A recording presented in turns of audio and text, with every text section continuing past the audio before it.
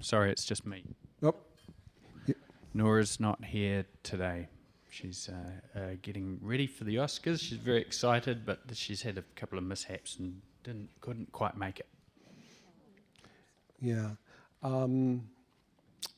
Same question as always. Is your journey to get to this point, and mentors or school experiences or Yes, so Shanghai bars? Tom, I trained at art school, but before I decided to take a And that was in New Zealand, or that was in New Zealand. I grew up working on film sets for my father was a scenic backdrop artist, and welcome. And from a very young age, I have helped him tidy up the polystyrene and paint prime the canvases, and that was a nice introduction for me, because I thought at that point maybe I wanted to be more of a classical artist, so I studied sculpture, and coming from a sculptural background, I found myself working more and more in advertising and building environments, which led me to a significant role on the Lord of the Rings with their sculpting fabrication department. This is the last time you were with us, actually, on Hobbit. Yeah, on Hobbit. So, Lord of the Rings, of course, was 22 years ago now. Oh my God. And Half our audience wasn't born yet. and then by the time 2013 came along, I was decorating for Dan Henner, and we were in this room. Yes. Wow. Well, okay, so that explains a little bit about the colors in Jojo. The colors are just amazing, and I just they were so vivid everywhere, and it was a nice little surprise wherever they sort of went. I mean, even just the containers, the doors on the containers and that sort of thing. But Inga's room was just beautiful. Right. Wow. So how did you arrive at that? Colours are a very important tool for me.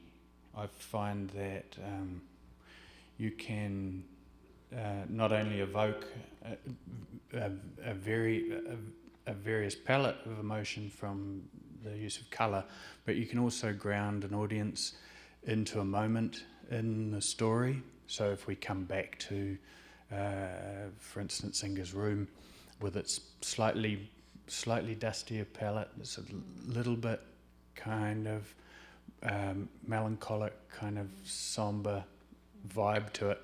And then those colours can also reappear during the film in certain places, which will bring you back to either a piece of geography that you know, or a feeling that was evoked the first time you saw it. So even though it looks like a splatter effect of multiple colours, the film generally, its colour arc is an intentional movement for the art department to take us from from the young optimistic Jojo Rabbit through his story arc, and we find ourselves at the end of his journey in quite muted tones, and that kind of goes to support the drama.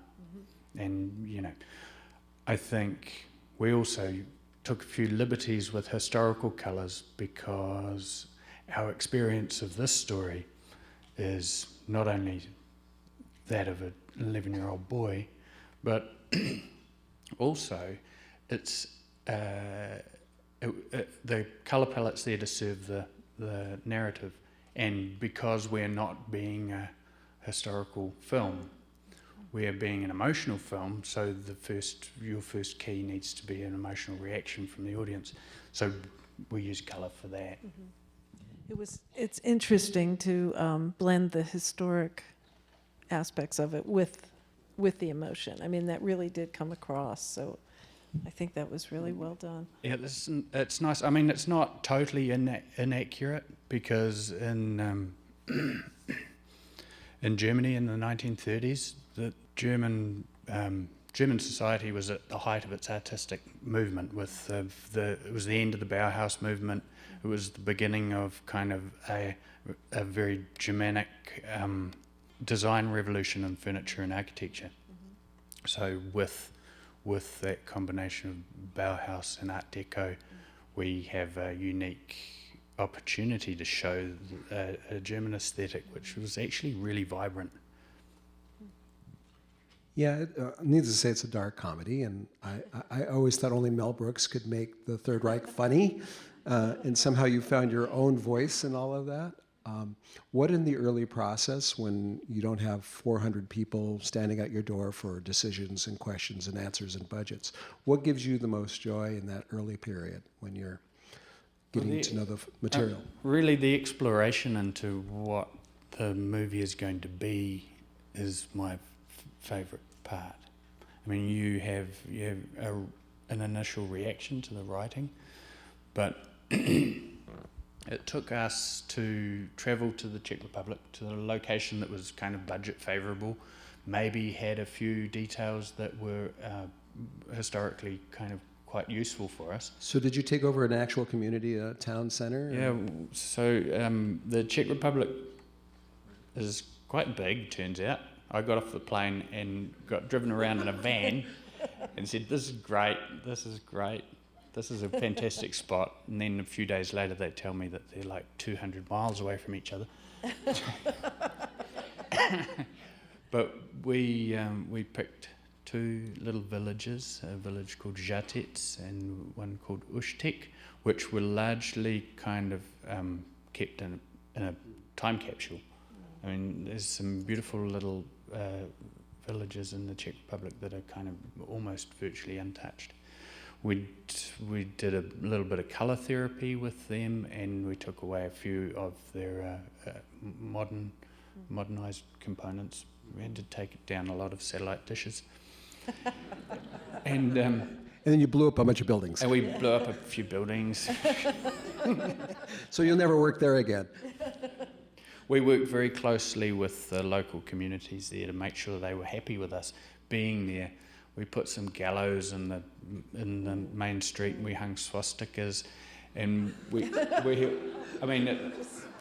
it's sort of horrifying, really. Anywhere else in the world it would have been quite difficult, but because Czech Republic shared a border with Germany, and the Nazi Party had quite a significant presence because the border had shifted, we worked with people who 2 generations previous were living there. Wow. So we had personal stories from people who lived in the villages that we were working in. So in a lot of ways we were vindicated in some of our choices because we were also working with the local community, and they were giving us feedback. Oh, so to come back to your first question about your reaction to it's your reaction to the script and then your experience. So a film like this could never have been done on a studio lot. Right. We needed the input of the country that we were in, and the new meetings that we had with people, and also to be able to respond to the architecture. I know sometimes it's a good idea to go and visit the country that you're going to be portraying in a film, but to actually live there and work with the local people, it's sort of like that's the most in-depth kind of study research you can do. So is Nora from Czech Republic? Nora is from Czech Republic. She works in Prague, and Prague has a very long history of making incredible films. Quite a bit, yeah. The technicians are world class. Right, and I'm going to ask you to speak for her a little bit because, we have to talk about set decoration. Were there any things that she brought that were just like the linchpin for a particular set that really? Nora's because she grew up and has been, she knows the country so well. I don't think Nora's worked outside of Czech Republic before, but she's worked with a lot of foreign filmmakers. She has an incredible wealth of knowledge in the objects of Art Deco, and her contacts. A lot of the material in the movie was borrowed antiquities from friends of hers. So where maybe we would find a few dusty pieces of furniture in prop houses, the real beauty to what the set decoration team brought to Jojo Rabbit was in that most of the pieces are unique artists' antiquities, and there were a lot of generous people who just wanted to be part of making this movie, and she managed to convince them. That's half of the skill. But it really did seem to bring the heart to the home, at least. Oh, absolutely. I mean, you can't kind of fake. If Nora were here, she could rattle off all of the artists' names, the chandeliers and the sofa and the art in the house was a contribution from both her and her husband's fathers, who were notable Czech artists. Anyway, the names will be in there somewhere in the fine print. Where did you get a lot of your military assets? I mean, that stuff's old now. Look, in Czech Republic there are a number of enthusiast groups who specialise in different nationalities of the Second World War. We call them reenactors here. Reenactors. They're scary. Well, I mean, it's incredible. The American troops that you saw in that little reel had been camping on the set for 3 days prior. Yes, that's what they did. And they'd been sleeping underneath their vehicles in their uniforms. It's called getting into character. And eating out of the bellies and all that. So, and these guys all bring their own blank firing weapons. They're all trained actors. They all do their own stunt work. It's pretty amazing, actually. And I think we probably paid about $1,500 for the whole experience. And did they go out? They were enthusiastic. Did they go out drinking with the Germans at night? Oh yeah. Well, we had a brigade of Russian soldiers, Americans, Brits, and Germans. Right. Wow. That's fantastic. And you think it's easy when you see it on the screen. Yeah, wrangling that lot, hey. And then I guess you found some old factories that you could use for all of your... Yep. Yeah. Because Jojo, the whole production budget was tiny. The art department got left with very little. But the idea about going to the Czech Republic is we could try and capture as much as possible through the lens. And Mihai was very generous in that he would frame things that were complementary to the art department. And the performance was also mindful.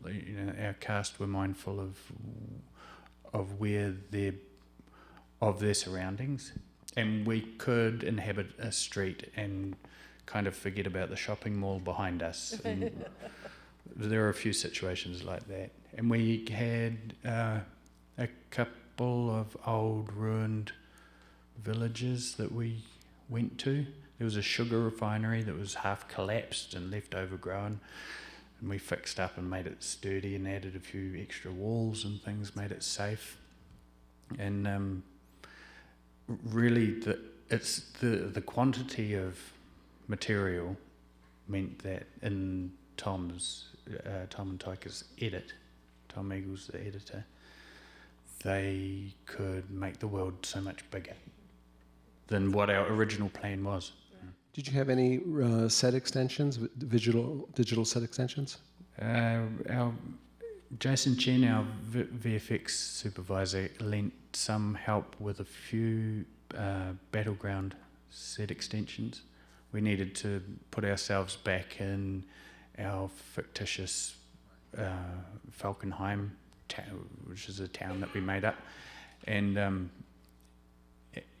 occasionally those fixes would just cure a blight in the background, and I think there was an introduction of an aeroplane and a few explosions, but really, you know, visual effects do soak up quite a bit of your production money, and it's nice to give it back to art department and even just shrink your appetite a little bit and make your story about small, meaningful moments, and then save all your big money for just a few of these big, expensive shots.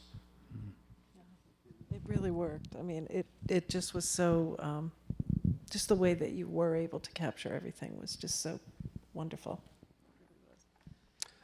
Any thoughts for anyone who wants to follow you into this profession of ours? Run away. No, I said you can't say that.